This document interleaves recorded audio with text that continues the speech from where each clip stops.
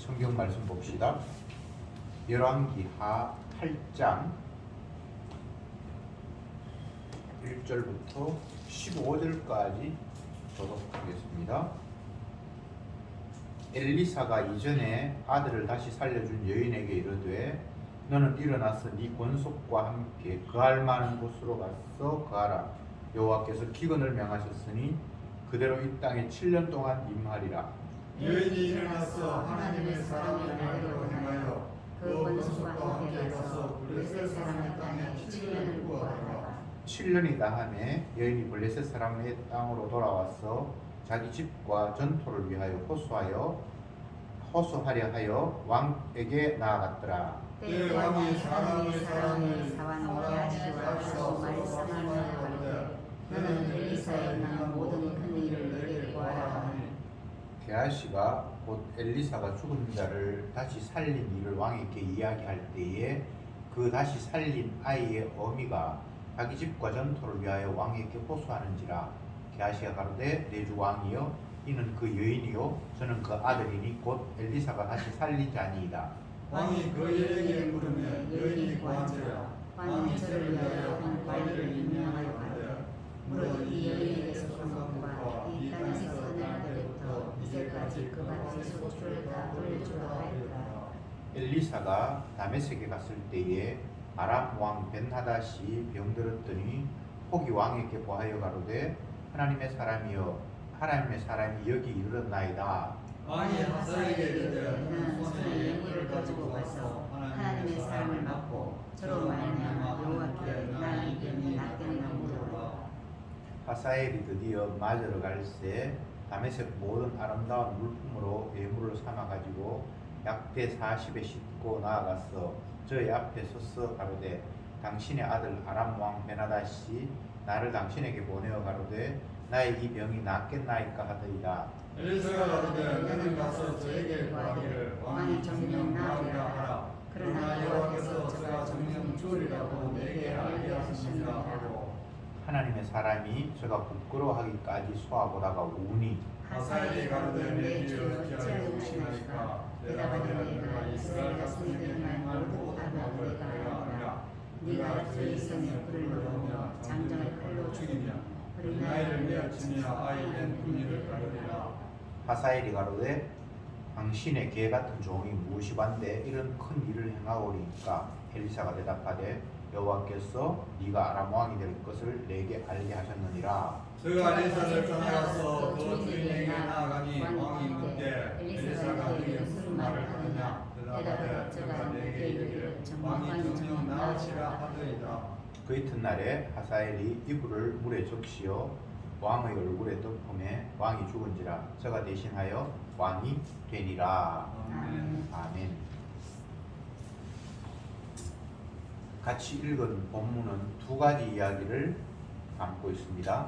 앞의 내용은 이스라엘의 왕과 선지자의 종 게하시가 대화를 나누고 있을 때에 수넴 여인이 왕에게 찾아와서 내가 7년 동안 어디에 떠났다가 돌아왔는데 내 소유가 남의 소유가 되어 있으니까 돌려달라. 그렇게 해서 다시 돌려받는 이야기가 있고, 두 번째 이야기는 선지자 엘리사가 다메섹으로 가서 아람 나라에 갔는데 아람 왕 베나닷이 마침 병이 들어서 그 신하가 엘리사에게 찾아가서 우리 왕이 병들어서 치료해달라고 왕이 나를 보냈습니다 하니까 그 왕은 죽는다. 그리고 네가 아람 왕이 되어서 이스라엘을 심히 괴롭힐 것이다. 이런 예언을 했다는 내용이 오늘 본문의 이야기입니다. 먼저 앞에 이야기를 살펴봅시다. 그 당시 왕, 이스라엘 왕은 여호람, 그러니까 가장 악했다고 하는 아합의 아들이에요. 아합의 첫 번째 아들이 먼저 왕이 됐는데 1년도 안 돼서 죽어버리고, 그 다음 아들이 이제 여호람인데 이 사람도 엉뚱한 일을 많이 했죠. 그러니까 북이스라엘, 남쪽 유다 다윗의 계통 그쪽 말고 분열된 북이스라엘에 한 20여 명의 왕들이 쭉 열거되는데 그 가운데 이제 가장 악한 왕이 아합이에요. 분량도 많이 차지하고 악의 대명사, 얼마나 이스라엘이 완악했는가를 보여주는 대표적인 왕이 이제 아합인데, 그 아합의 첫째 아들도 왕하다가 1년 만에 죽고, 둘째 아들 요람이 이제 조금 더 길게 왕을 하고, 그 시대가 이스라엘은 가장 암흑 시대였다, 이렇게 이해하면 좋고요.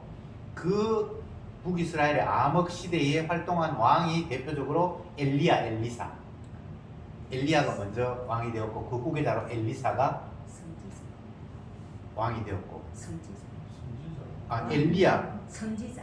네, 선자, 죄송합니다. 가장 왕이 악하던 그 시대에 가장 능력 있는 선지자가 세워져서 활동했던 그런 것이 이제 이스라엘의 역사입니다. 그런데 이 여호람 왕이 선지자의 종 게하시와 이제 뭔가를 대화를 하고 있으면서, 너희 선지자 엘리사가 그동안 하나님의 일을 했던 그런 일들을 좀 내게 가르쳐 달라, 이렇게 얘기를 하니까 뭐 이 이야기도 하고 저 이야기도 하고 워낙 많은 일이 있으니까 그 가운데 이제 수넴 여인 이야기를 했어요. 수넴 여인이라는 사람, 우리가 아는 대로 하나님 선지자가 왔다 갔다 하니까 자기 동네에 늘 이렇게 다니니까 자기 남편에게 이야기를 해서 우리 집에 방을 한 칸 마련해서 이 선지자가 지나다니다가 쉬기도 하고 때로는 잠자기도 하고 우리 집에 와서 뭐 식사도 좀 하고 이렇게 하도록 준비를 합시다 해서 자기 집에 방 한 칸 만들어서 선지자가 휴식할 공간, 마치 뭐 여관 비슷하게 장사하는 건 아니고 게스트하우스 같은 걸 지어서 선지자가 지날 때마다 그에서 쉬게 하고 이렇게 했는데, 선지자가 이 가정에 필요한 것이 무엇이냐 물으니까 종이 이 집에는 아들이 없습니다. 그래, 그 여인을 불러오라. 그 여인이 오니까 하나님께서 1년 후에 너희 집에 아들을 주실 것이다, 이렇게 해서 아들이 이제 태어났고, 그 아들이 어느 정도 자랐는데 갑자기 죽어버렸죠. 그러니까 선지자가 찾아와서 죽은 아들을 이제 다시 살렸고, 이게 수넴 여인의 스토리잖아요. 그 이야기를 왕과 선지자의 종 게하시가 나누고 있는데 그 여인과 아들이 이제 온 거예요. 이렇게 된 것은 그 앞부분에 선지자가 이 수넴 여인에게 이스라엘이 앞으로 7년 동안 흉년이 있을 거니까 너는 여기 살지 말고 좀 곡식 넉넉한 곳에 살다가 다시 돌아오라고 이야기를 했어요.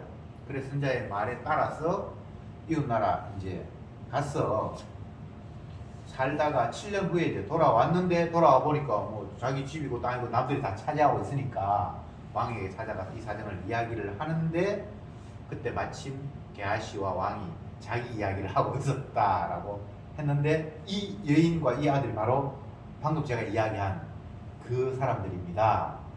그렇게 해서 왕이 그러면 그 사람의 집과 땅을 돌려주고 7년 동안 농사 지은 그걸 다 계산해가 그 사람에게 돌려주어라, 이렇게 하는 이야기가 앞부분의 이야기입니다. 왜 이걸 성경에 담았는가? 정확하게 이야기하면 언약의 원리를 설명하는 겁니다. 하나님의 약속의 원리가 어떤 식으로 작동하는가라는 내용입니다. 수넴 여인을 가지고 지금 수넴 여인의 이야기를 가지고 하나님의 언약의 원리를 지금 설명을 하고 있는데, 수넴 여인은 원래 아들이 없었잖아요. 무자. 그런데 자식이 생겼어요. 그런데 또 죽었어요. 죽었다면 무자를 다시 하나님께 살리셨어요.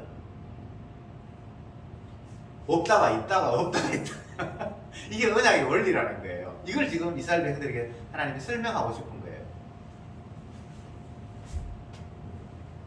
원래 이 땅에는 아무것도 없었잖아요. 그런데 하나님께서 말씀으로 있게 하셨잖아요. 그러면 이게 있는 게 영원히 지속되는가? 아니죠. 없어지죠. 하나님이 제일 귀하게 만든 피조물 가운데서 자기 형상을 가지고 만든 아담, 사람이 원래 없었는데 하나님 얼굴을 빚어서 만들었죠. 근데 그들이 영원히 삽니까? 제일 먼저 그 아들이 태어났는데 그 큰아들이 작은아들을 죽이고, 근데 그것만 죽는 것이 아니라 그 뒤에 또 늙어서 죽었더라 라고 이야기하잖아요. 그러면 죽음을 우리가 어떻게 볼 것인가? 언약의 관점에서 원래 없었던 자가 언약 때문에 생겨났고, 또 언약을 이루기 위해서 다시 없어지고, 그러니까 없어지는 게 하나도 문제가 되는 게 아니에요, 언약적인 관점에서는.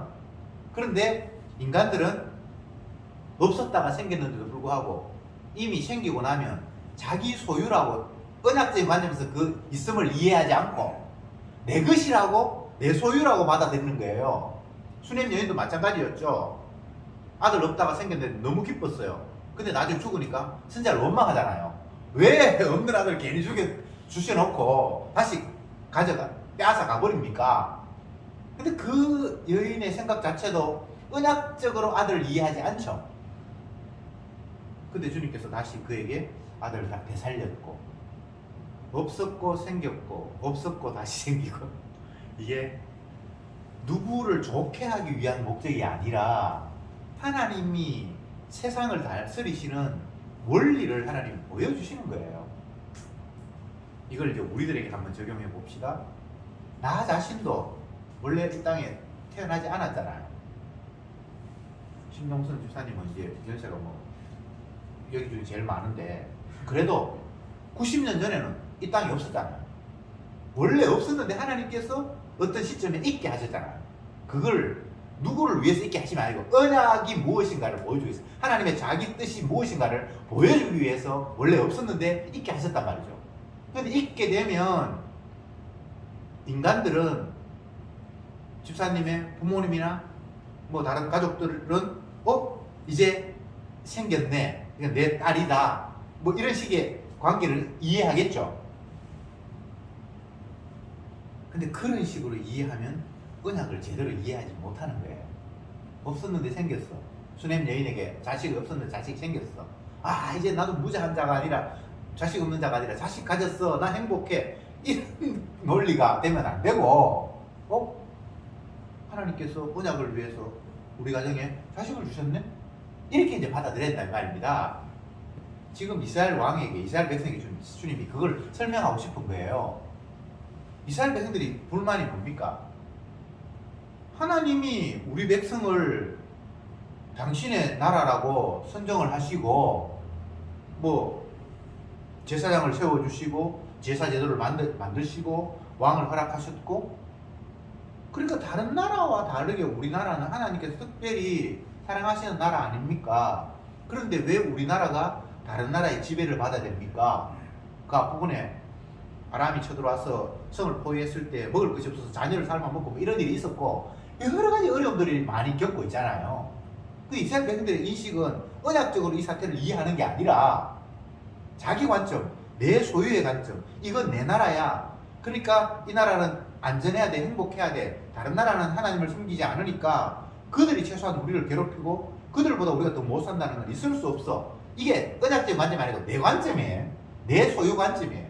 근데 하나님이 그게 얼마나 잘못된가를 보여주기 위해서 수냄 여인이라는 독특한 이야기를 그게 등장시키고, 직접 본인이 그게 찾아오게 만들고 하면서, 하나님의 언약은 너희들 좋게 하기 위함이 아니라 하나님의 뜻을 설명하기 위해서 없은 데서 있게 하셨고, 있는 걸 다시 얻게 하시고, 이게 하나님의 뜻이야. 이걸 지금 보여주고 있다는 말입니다. 내 자식이 내 자식이 아니고요, 내 재산이 내 재산이 아니고, 내 집이 내 집이 아니고요, 내 게 아니에요.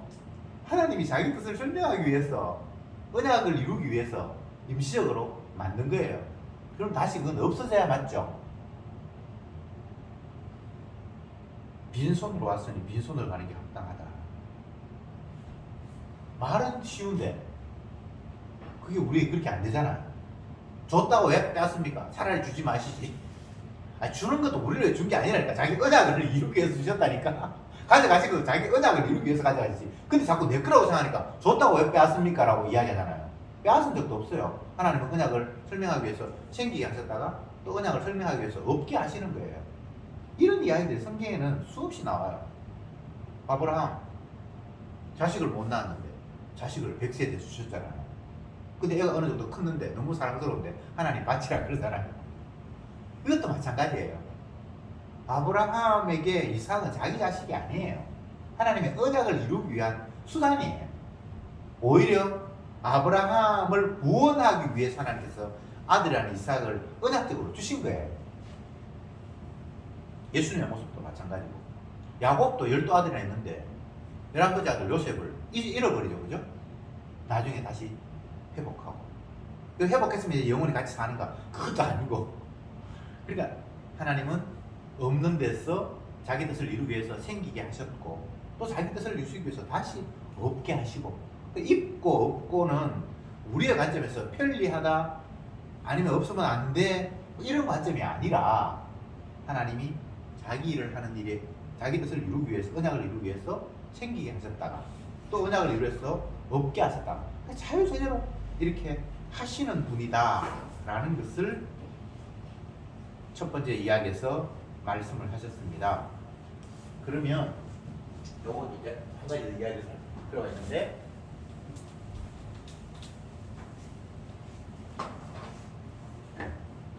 언약은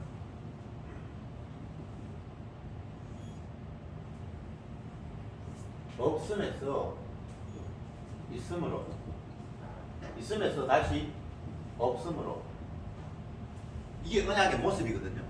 근데 인간들은 언약 아닌 것은 어떤 것이 있는가 하면,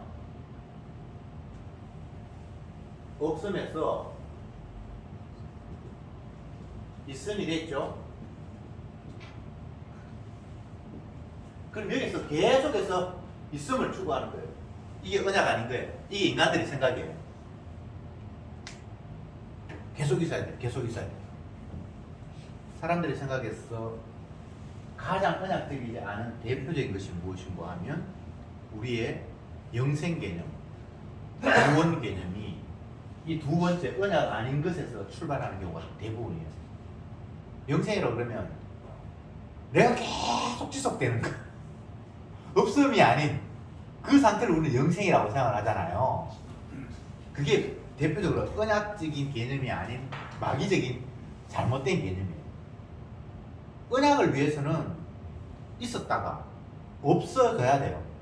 이 땅의 모든 피조물들은 다 언약을 위해서 생겼다가 언약을 위해서 사라져 버려야 할 존재들이에요.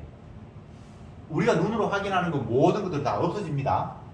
이 모든 것들은 원래 없었는데 하나님께서 언약을 위해서 있게 하셨습니다. 그리고 언약을 위해서 없어질 것들이에요. 그러면 영원한 거는 뭔데? 이 땅에 있는 것들은 영원한 게 아니고 주님께서 새롭게 만드시는 게 영원한 게 있어요. 우리의 생명도 마찬가지예요. 예수 안에 있는 주님과 함께 있는 영생하는 그 생명들은 우리 이걸 갖다가 지속시켜서 영생하는 게 아니고 완전히 새롭게 만들어서 영생하는 거예요. 다시 한번 정리해 봅시다. 하나님의 약속의 원리는 우리의 생각과 다르게 없는 데서 있게 하셨다. 요거는 사람들이 다 이해해요. 모든 것들이 원래는 없었는데 있게 하셨으니까. 컵이 옛날부터 여기에 존재한 건 아니잖아요. 사람들이 필요해서 만들었고 만드는 시점에서 있게 되잖아요. 근데 인간들은 자기 필요에 의해서 이것을 이해하잖아요. 그러니까 없어져 버리면 불편한 거예요. 있는 거 계속 쭉 있어야 된다고 생각하는 거예요. 그게 언약적인 이해가 아닌 내 중심의 사물 이해란 말이죠. 어떤 것도 나를 위해서 존재하는 건 아무것도 없어요. 주님의 영광을 위해서 존재할 뿐이에요. 이스라엘 백성을 내가 나의 영광을 위해서 너희를 지었나니 이렇게 얘기했단 말이죠. 그러니까 이스라엘이 이스라엘 되고 이스라엘 백성들이 하나님의 나라가 되고 제사장의 나라가 되고 하는 것이 그들을 위해서 한 게 아니에요. 언약을 위해서 그렇게 했단 말이죠. 그런데 그들은 언약을 위해서 우리가 하나님의 백성이 되었다고 생각하지 않고 하나님이 우리를 사랑하셔서 자기 백성 삼았으면 자기 백성 아닌 사람보다 우리가 더 잘 살아야지. 여기서 뭐 생각이 지금 달라져 버렸어요. 예수 믿는 사람이 안 믿는 사람보다 세상에서 뭐 잘 살아야지. 이게 언약적인 개념이 아니에요. 그렇잖아요. 예수 믿는 사람이 안 믿는 사람보다 더 잘 살아야 된다. 그럼 예수님이 이 땅에 오셔서 갑부로 살았어야 됐겠네. 아, 그렇잖아요. 제자들은 아주 부자로 병도 걸리지 않고 잘 살다가 어느 날 갑자기 주님이 부활 뭐 데려가시든지 이렇게 해야 되잖아요. 그렇습니까? 그러니까 인간들은 세상 만물을 은학적인 관점으로 안 보고 있다는 거예요. 그렇게 읽지 않고 있다는 거예요. 야, 너네 교회가 복음 전한다면 어떻게 그렇게 초라하게 빛이 하는 곳에 사람 몇 명 안 모이고 그렇게 할 수 있냐? 이게 전혀 은학적인 개념이 아닌 거예요. 예수님이 복음 자체이시고 자기 자신 생명인데 열심히 복음을 전했어. 그럼 이스라엘 전체가 다 예수 믿어야 되는데 뭐 이런 게 다 있어. 하나님의 아들 꼴 좋다 죽여버리잖아요. 아니, 성경이 그렇잖아요. 그런 성경을 읽고 왜 하나님이 함께하는 교회라면 부흥해야 된다는 이런 논리가 성경이 될까요? 이거 진짜 말이 안 되는 거잖아요. 근데 이 마귀에게 사로잡혀서 그게 논리가 맞다고 생각하는 거예요. 다시 말씀드립니다. 하나님은 이 세상에 있는 모든 것들을 당신의 언약을 보여주기 위해서 없는 데서 있게 하셨고 있는 것을 또 얻게 하십니다. 그러니까 우리는 언약 때문에 생겼고요. 또 언약 때문에 이제 없어질 거예요. 나를 위해서가 아닙니다. 그게 이제 첫 번째 이야기고, 두 번째 이야기에서 엘리사 선지자가 이웃 나라 아람에 이제 갔어요. 옛날에는 오늘날처럼 이렇게 국경이 무슨 분명히 끄어진 게 아니에요.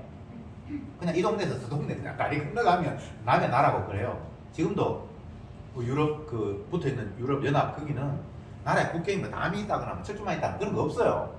그냥 이 동네에서 저 동네 건너가면 다른 나라고 또 다른 나라고 막 그런 데가 많아요. 이스라엘 사람이 이웃에 아람 나라에 간다. 아무것도 문제가 없어요. 그때는 뭐 비자 발급 받거나 그런 거 없어요. 그냥 갈 수 있죠. 땅이 붙어 있으니까.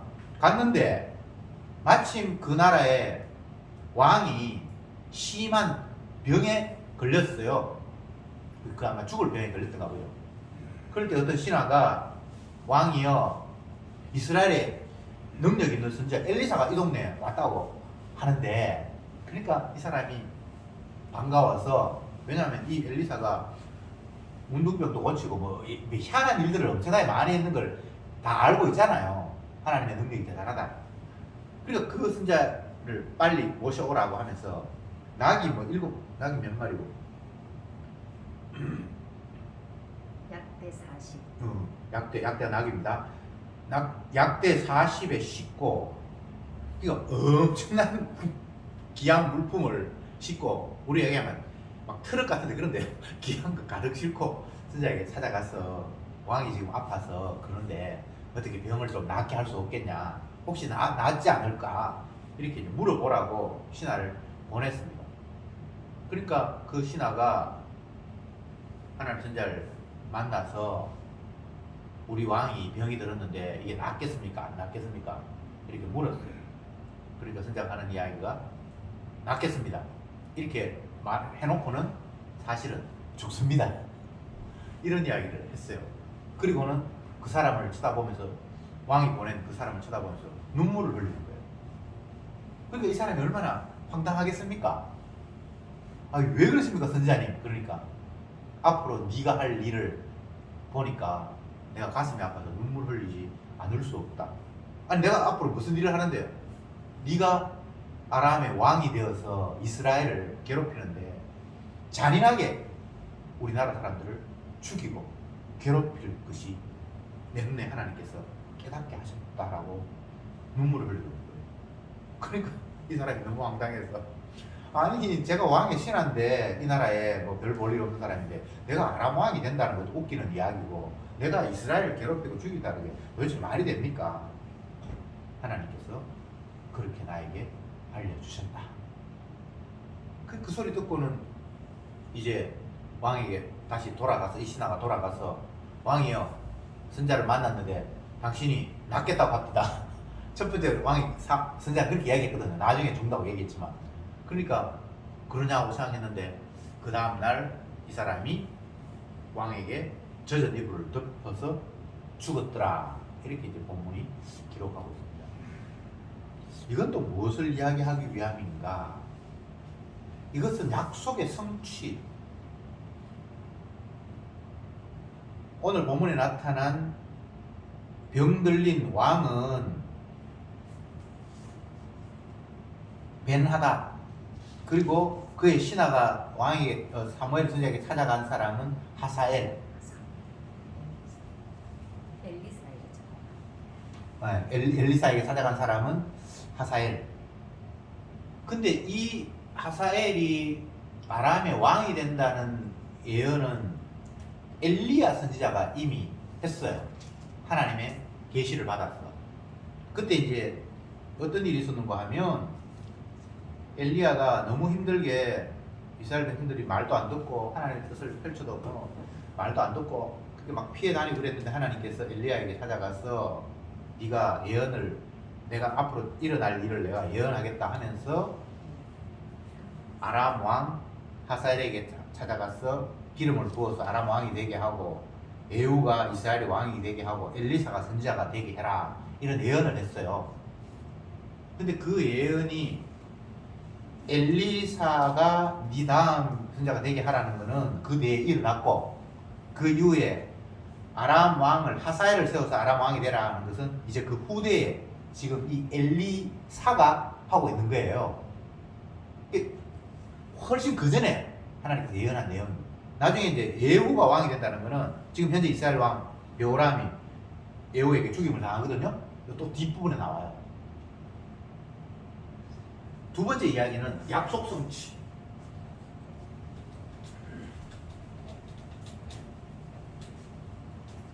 언약 성취죠.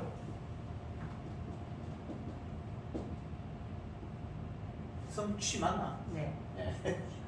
첫 번째 내용은 언약의 원리. 언약 때문에 없다가 있고 있다가 없어지고 이게 언약의 원리라고 했고, 두 번째는 하나님이 말씀하신 건 반드시 성취된다라는 차원에서 이야기를 지금 펼치고 있는데, 지금 이 아람 왕 현재 왕 병들린 왕은 벤하닷이고 그의 신하였던 하사엘이 왕이 될 것이다. 이 사람들은 이 나라에서는 이게 생각도 못했는 이야기예요. 근데 지금 현재 선지자 엘리사가 깨달은 것도 아니고 그 전에 이미 엘리야 선지자에게 하나님께서 예언하신 대로 이제 때가 되어서 이 일이 지금 벌어졌다라고 성경이 이야기하고 있는 거예요. 약속 성취. 성경은 다 이 이야기입니다. 신약에 넘어가면 하나님께서 옛날에 약속하셨던 거 봐. 됐잖아. 특히 복음서에는 어느 뭐 말씀을 이루려 합니다. 이루어졌다. 이런 이야기가 계속해서 반복되고 있거든요. 예수님께서 어느 지역에 태어났다. 그 선지자 누구에게 말씀하신 것이 응하게 하려 합니다. 이런 이야기가 계속해서 일어나잖아요. 그래서 신약에는 약속 성취예요. 약속된 거 봐라. 약속대로 됐잖아. 라는 이야기를 오늘 여기에 짧게 이 이야기를 보여주고 있는 거예요. 누구 한 사람 죽고 살고 그게 크게 언약적인 차원에서 중요한 게 아닌데 왜 이게 기록이 되어 있는가 하면 하나님이 이렇게 약속하셨는데 봐. 약속대로 됐잖아. 그러니까 우리는 성경을 읽으면서 언약적인 관점에 빠지면 나의 유불리, 이렇게 되면 내가 좋겠네, 이렇게 되면 내가 나쁘겠네, 이런 관점이 아니라 하나님이 약속하셨는데 약속대로 됐네. 하나님은 말씀 통해서 살아계시고 지금도 세상을 다스리고 계시네. 나의 살아있음은 죽음으로 귀결되지만 하나님의 말씀에 살아있으면 영원히 지속되는 거예요. 이사야의 말씀에서 모든 육체는 풀이요 그 육체의 아름다움은 풀의 꽃과 같으니 풀은 마르고 꽃은 시드나 주의 말씀은 영영하리라. 이게 언약적인 관점이잖아요. 하나님이 이렇게 말씀하시는데 나한테 유익하다 불리하다, 그건 언약적인 해석이 아니에요. 이렇게 말씀하시는데 이대로 됐네. 하나님의 말씀은 진짜 맞네. 살아있네. 성도는 말씀의 성취를 보면서 행복해하는 사람이에요. 진짜 말씀이 살아있구나. 나는 살아있다 하나 실상은 죽은 거예요. 점점 더 지금 아파가고 문제 생기고 마스크 써야 되고. 우리는 살아있는 것 같은데 사실은 죽어가고 있는 거예요. 그러니까 나를 볼 거 없어요. 눈에 보이는 세상에 있는 언약을 위해서 하나님께 임시적으로 마련한 이 세상의 가시적인 것들, 잠시 다 사라져 버릴 것들에 대해서 우리가 집중하면 안 돼요. 그건 언약을 위해서 사라져 버려야 될 거니까. 그런데 거기에 비해 사라져 버리는 것에 비해서 영원히 사라지지 않고 변하지 않는 것, 주님의 약속, 그걸 이제 붙들어야 되는 거예요. 왜냐하면 그것만이 지속되고 영원하기 때문에. 하나님의 약속은 궁극적으로는 오늘 본문에서는 엘리야 선자에게 아람 왕이 나중에 되면 하사엘이 될 것이고 요람 왕 뒤에 에후가 될 것이고 뭐 이런 이야기를 했는데 그 약속이 이루어졌다. 얼마 전에 했던 약속이 바로 이루어졌잖아. 여기 작은 한 샘플인데 큰 약속에 의하면 하나님이 자기 아들을 이 땅에 보내셔서 그 아들을 통해서 구원과 심판과 세상을 다 판결할 것이다 라는 것이 주님의 약속의 핵심이잖아요. 하나님의 아들이 이 땅에 오신다. 그러면 이제 모든 게 다 판결이 나버렸어요. 더 이상 다른 기준이 없어요. 하나님의 아들이 건질 백성 건지고 멸망시킬 사람은 멸망시키는 거예요. 그건 아들의 손에 달려있어요. 그 아들의 손에 달려있다는 것을 조금 더 구체화하면 예수님의 피가 씻은 사람은 영생이고 그 피로 씻음 받지 못한 사람은 영원한 심판이에요. 그것 외에 다른 기준은 없습니다. 천국 가고 지옥 가고 하는 게 구원 얻고 멸망 얻고 하는 게 세상 사람들은 기준이 많아요. 뭐 착한 행동을 하고 누굴 위해서 뭐 목숨을 바치면 뭐 여러 가지가 있을 수 있어요. 근데 예수님이 이 땅에 오셔서 마지막 기준을 쫙 제시해 버렸어요. 내 피가 있으면 살고 내 피가 없으면 죽는다. 그러면 그게 이제는 약속의 완성의 끝이에요. 더 이상 뭐가 없어요. 믿음을 선물로 받는다는 것은 그 피의 의미가 우리에게 깨달아지고 다가오는 거예요. 어떤 사람은 믿음을 은학적인 관점이 아닌 자기 자신이 뭔가에 대해서 신뢰할 만하고 믿을 만하니까 난 그거 의심치 않아, 그걸 믿음이라고 생각을 하는데 그건 믿음이 아니에요. 세상 사람들이 이야기하는 건 그런 게 믿음이 될 수 있겠죠. 어제 민주당 대통령 경선을 뭐 충청도에서 했다 그러는데 이재명 씨가 54% 받았다 그래요. 그러면 그걸 보면서 앞으로 우리나라의 대통령은 이재명이 될 것이라고 내가 확실히 믿는다. 그래서 만약에 됐다고 칩시다. 근데 그걸 성경에서는 믿음이라고 말하지 않는 거예요. 인간들의 가능성을 가지고 오늘의 현재를 보면서 내일을 내가 예측하고 그걸 내가 확신한다. 이거는 성경에서 이야기하는 믿음이 아닙니다. 성경에서 말하는 믿음은 하나로 고정되어 있어요. 언약을 믿는 거예요. 하나님이 약속하신 바를 믿는 거예요. 더 구체적으로 이야기하면 예수님의 피의 능력을 믿는 거예요. 그러니까 신약의 사도들은 날마다 피 이야기밖에 안 해요. 왜? 그것만이 진리이기 때문에. 하나님의 아들을 보내시겠다. 근데 아들을 왜 보냅니까? 자기 백성과 자기 백성 아닌 사람을 나누는 작업이에요. 자기 백성을 위해서 예수님이 십자가에 대신 피를 흘렸어요. 그리고 그 예수님의 피가 자기 백성에는 이미 뿌려졌어요. 베드로전서에 의하면 피 뿌림을 위하여 선택받은 너희들 이렇게 이야기하잖아요. 그러니까 하나님의 아들을 보내실 것이고 그 아들의 피를 통해서 자기 백성과 아닌 백성을 나누겠다라는 것이 주님의 약속의 전부예요. 그것과 연관지어서 모든 것들이 다 그게 격과지로 나와 있지 그것 외에 다른 별도 이야기는 성경에는 없습니다. 그러니까 사도는 날마다 십자가 피 이야기하는 거예요. 예수님의 죽으심을 이야기하는 거예요. 예수님이 왜 죽었습니까? 우리 죄를 위해서. 우리가 죽어야 할 죄인이라는 사실을 알려주기 위해서. 예수님이 왜 부활하셨습니까? 하나님이 왜 그 죽은 아들을 3일 만에 살렸습니까? 주님께서 자기 택한 백성을 죄를 대신했다는 것을, 그리고 그들은 이제 다시 살아났다는 것을, 살아났다는 건 죄에서 해방되었고 깨끗하게 되었다는 것을 보여주기 위해서 그 아들을 1차적으로 살린 거예요. 그게 부활의 의미예요. 복음을 다시 이야기하면 하나님의 새 언약을 어렵게 자꾸 이해하려고 하는 그런 사람이 있는데 성경이 방대하니까. 근데 사실은 그렇게 할 수가 없어요. 하나밖에 없어요. 십자가예요. 피 이야기예요. 피가 모든 것들을 결정해요. 그 아들 예수의 피가 우리를 모든 데서 깨끗게 했다. 요한 1세에 나온 이야기인데, 뭐 요한도 예수님의 제자죠. 왜 예수님의 제자들이 예수님이 이 땅에 33년 동안 살면서 물론 공생은 그만큼 길지 않았습니다만 많은 것들을 경험을 했는데 이후동성을 하는 이야기가 피에 꽂혀 있을까? 이걸 여러분 생각해 봐야 하잖아요. 요한도 그 아들 예수의 피 이야기하고, 바울도 피 이야기하고, 베드로도 성도는 피 뿌림을 위해서 선택받았다. 다 피 이야기를 하거든요. 핵심이 피란 말이죠. 십자가의 피. 왜 그 이야기를 할까? 피가 복음의 전부예요. 하나님의 약속의 전부가 피예요. 다른 그런 약속이 아니에요. 아니 다른 이야기도 있잖아요. 아니 그게 피와 연관이 돼요. 다른 이야기 같은데 그게 결국 피를 이야기하고 있다. 주님은 자기 백성을 건져놓고는 스스로 허무해 하십니다. 어떤 식으로? 자기 피 공로가 그게 있으니까 자기 피 공로를 보면서 기뻐하시는 거예요. 내가 기뻐하는 너희는. 주님이 기뻐하시는 것은 인간들을 그들의 행동이나 그들의 생각이나 그런 것들을 기뻐하는 게 아니에요. 자기의 피가, 자기 인생이 그에게 듬뿍 담겨 있으니까 그걸 통해 스스로 흡족해 하시는 거예요.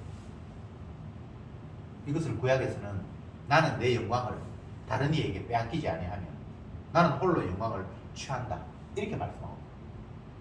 그러니까 자기 백성들을 보면서 기뻐하시는 모습이 인간적으로 생각하면 그가 행동을 이쁘게 한다든지 하는 짓이 이뻐 뭐 이런 식의 생각을 우리는 가질 수 있는데 그건 아니고요. 그건 언약적인 생각이 아니고요. 언약적으로 하나님께서 자기 백성을 기뻐하는 것은 자기 희생의 피가 그에게 담겨 있기 때문에 기뻐하는 거예요. 그러니까 모든 것이 다 주님이 스스로, 어쩌면 예수님이 나르시시즘, 자아도취 빠져있는 것 같아요. 주님은 스스로 기뻐하시고 자기가 만든 걸 기뻐하시고 자기 희생을 자기 스스로 흐뭇해 하시는 거예요. 세상이 다 그랬어요. 빛이 있으라 하시면 빛이 있어. 하나님 보시기에 심히 좋았더라. 자기가 원하는 걸 만들어 놓고 그게 자기의 수고와 땀이 그게 있으니까 그걸 보면 스스로 기뻐하시는 분이 주님이세요. 그러니까 내 행동 잘하면 하나님 기뻐하시겠지, 그런 거는 그건 다 망상입니다. 하나님이 재물 드리라 그래서 재물 드려서 하나님 기뻐하시겠지. 재물 드려서 기뻐하는 것이 아니라 그 재물에 자기의 죽음이 그게 깔려있다고 보니까 하나님께서 그걸 흠양하시는 거지. 내가 시킨 대로 했잖아요. 뭐 잘못된대요? 왜 뭐가 안 줍니까? 이거는 언약을 이해하지 못하는, 믿음을 선물로 받지 못하는 불신자의 모습이에요. 이스라엘 백성들이 다 그러했잖아요.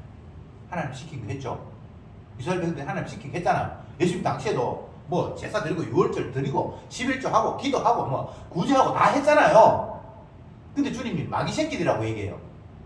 왜? 주님의 마음을 전혀 알지 못하는 거예요. 시킨 거 했으니까 당신이 말하는 대로 줘. 이게 뭐 그래야지 이게 믿음입니까? 인간의 행함은 하나님 받지 않습니다. 그럼에도 불구하고 하라고 말씀하신 이유는 그 하라고 말씀하신 그 내용 속에 자기 희생이 거기에 비춰지고 담겨있기 때문에 안식일을 지키라. 그러면 노동 안 하는 것이 안식일을 지키는 것이 아니라 우리가 아무것도 하지 않아도 당신이 다 하셨네요를 확인하는 게 안식일이에요. 그러면 내가 안 했는데 당신이 다 하셨네요. 근데 주님이 하신 내용을 보니까 뭐 그냥 수고하고 일하는 정도가 아니라 당신이 우리를 위해서 대신 저주를 받아서 죽어버렸어요. 자기 생명을 내주셔버렸어요. 그게 주님의 말씀하심 속에 뭐 안식이든 뭐 제사든 뭐 유월절이든 뭐 11조든 그 무엇이든 다 마찬가지입니다. 11조가 주님의 하나님의 아들의 첫 것이 드리심이잖아요. 그러니까 주님이 하라고 하신 그 속에 내가 했잖아요 라는 것이 되면 안 되고 그 주님의 말씀 속에 주님의 희생의 모습이 자기 자신이 약속한 모습이 그게 비쳐 나올 때 나는 아무것도 아니고 아무것도 아닌 존재가 아니라 영원히 저주받아야 될 죄인이고 이 죄인을 위해서 주님이 당신의 희생을 여기에 담으셨군요 라는 언약이 그게 보이는 거예요. 믿음이 오면. 그게 하나님의 선물이에요. 선물이 안 오면 율법을 지키고 하나님의 말씀을 순종하고 주님 말씀 안에 있다고 생각하는데 그거 자체가 주님을 배반하는 일이 되어버려요. 참 놀랍죠. 배척해서 배척하는 것이 아니라 그 말씀을 지키려고 하는데 그게 배척이 된다니까. 믿음이 안 오면, 언약이 깨달아지지 않으면. 마지막으로 이 말씀을 드리겠습니다. 오늘 본문은, 두 번째 본문은 하나님은 약속하신 바를 반드시 성취하신다는 내용을 담고 있습니다. 그 하나님의 약속은 뭡니까? 아들을 통해서 세상을 심판하시겠다는 거예요. 반대로 이야기하면 구원할 자를 구원하겠다는 거예요. 그 아들의 무엇? 자기 자신이 가장 소중하게 생각하는 그 생명을 우리를 위해서 주심으로 말미암아 우리를 구원하신다는 그 주님의 사랑, 그게 성경의 약속입니다. 기도합시다. 주님, 우리는 왜 이 땅에 태어났는지도 그리고 또 왜 죽어가는지도 제대로 알지 못한 채 살아왔습니다. 그러나 주님의 말씀이 우리에게 닥쳐오니 없는 내가 생겨난 것도 주님의 언약 때문이고 있는 내가 사라지는 것도 주님의 언약 때문이라는 사실을 깨달았습니다. 이 세상은 예수님의 주되심을 자랑하고 주님의 사랑과 희생을 드러내기 위해서 주님께서 만드셨사오니 주여, 우리는 언약대로 주님의 그 십자가의 피를 감사하며 자랑하는 도구로 남은 여생을 살게 하옵소서. 사나 죽으나 주의 것임을 기뻐하며 주님의 주되심만 노래하는 저들이 되게 하옵소서. 예수님의 이름으로 기도드리옵나이다. 아멘.